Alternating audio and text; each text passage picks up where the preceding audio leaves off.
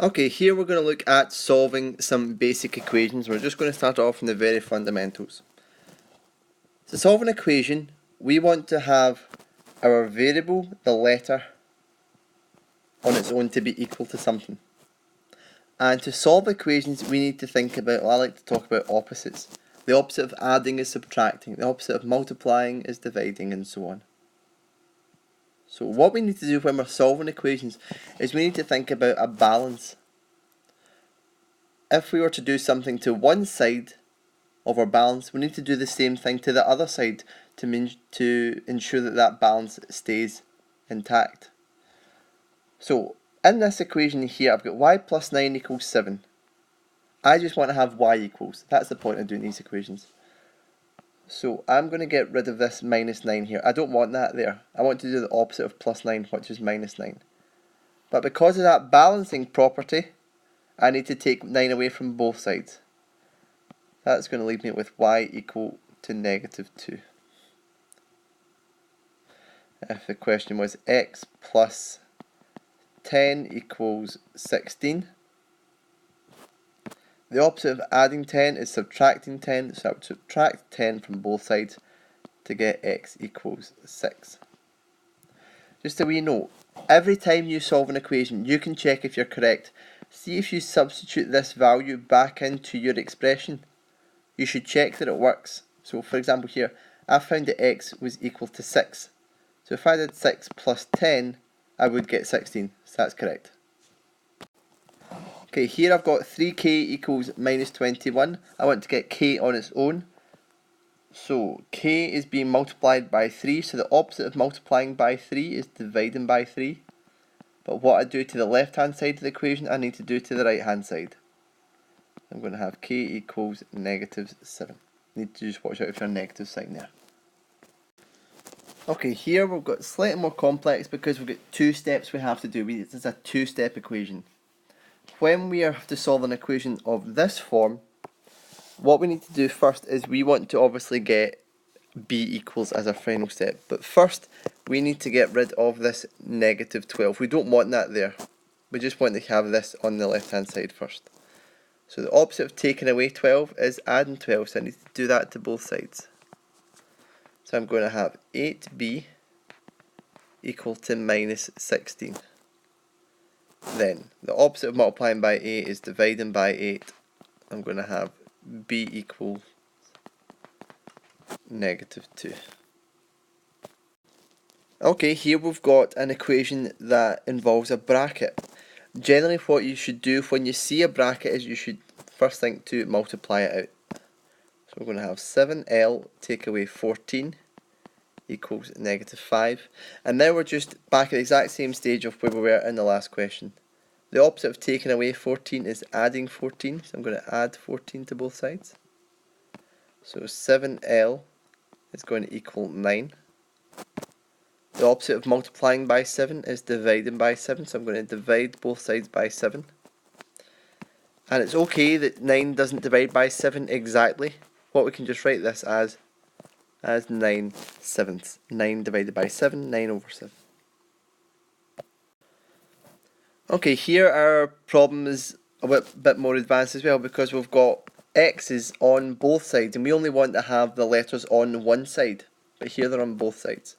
So, our strategy is we're wanting to get all of the letters to the left, all of the numbers to the right. So, first thing I spot is that I've got this 2x here. I don't want that 2x there, so I'm going to subtract it from both sides. So that's like a positive 2x there. So the opposite of plus 2x is take away 2x.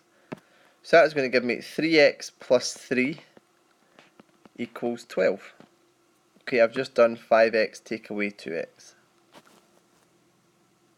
Now I'm just back to my regular two-step equations. 3x plus 3 equals 12. The opposite of plus 3 is take away 3. 3x equals 9. 3 is multiplying x, so I need to divide x by 3. Doing that to both sides will give me the value of x equals 3. What I was mentioning before, you can check if you have got this correct. If you substitute x equals 3 back into your original expression, you should be able to check if you've got it correct.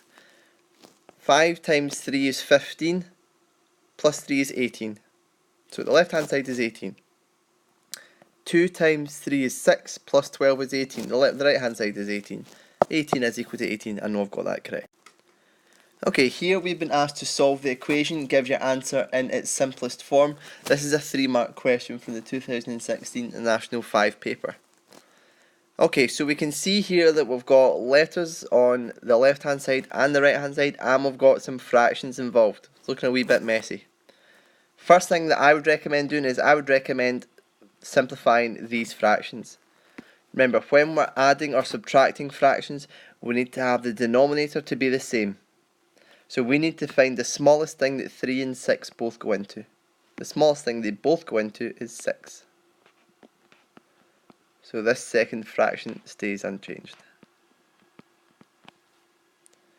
Okay, to get from 3 to 6, I've multiplied by 2, so I'm going to need to multiply this top term by 2. Well, that's going to be 4x. Okay, so I'm now going to have 4x minus 5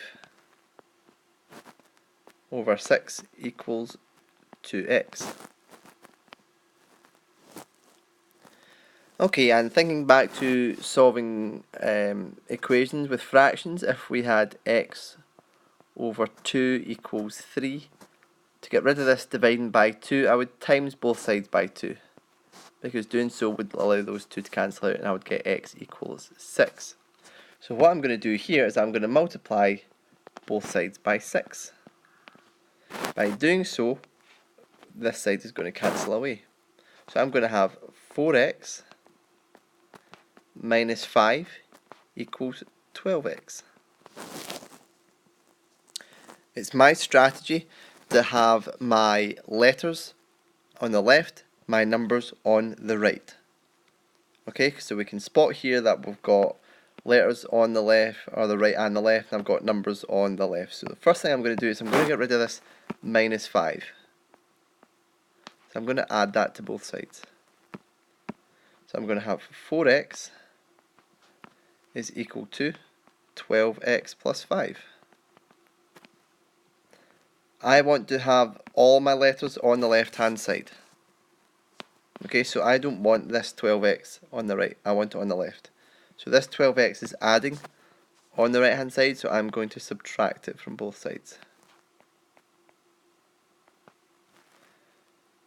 So that will give me on the left, I'm going to have negative 8x equals 5.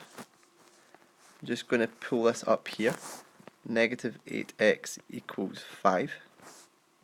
I want to find out what x is, so I need to divide both sides by the term in front of the variable. So I need to divide both sides by negative 8. Remember, if there's a negative in front of the variable, include the negative as well.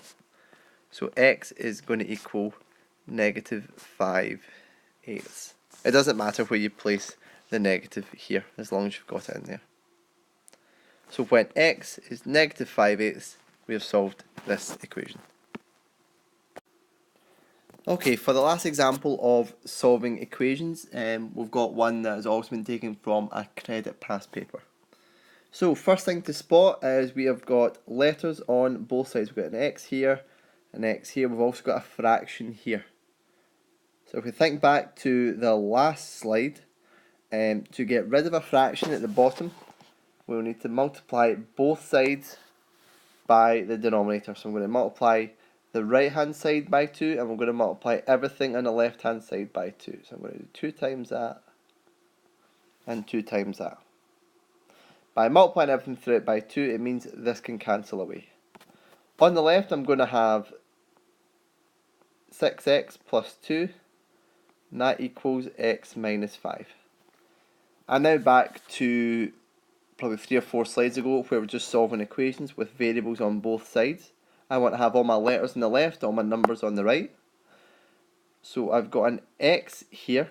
This is a positive x, so I want to get it to the left hand side. So I'm going to need to take it away from both sides, because I don't want it on the right hand side. So 5x plus 2 equals negative 5. Don't forget, don't drop that negative 5. A lot of people just write equals 5 there, but you've got to include that negative 5.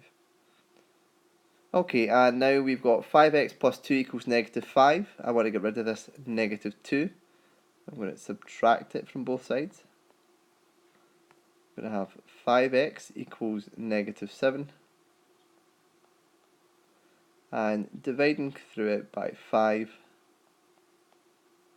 will give me x equals minus 7 over 5.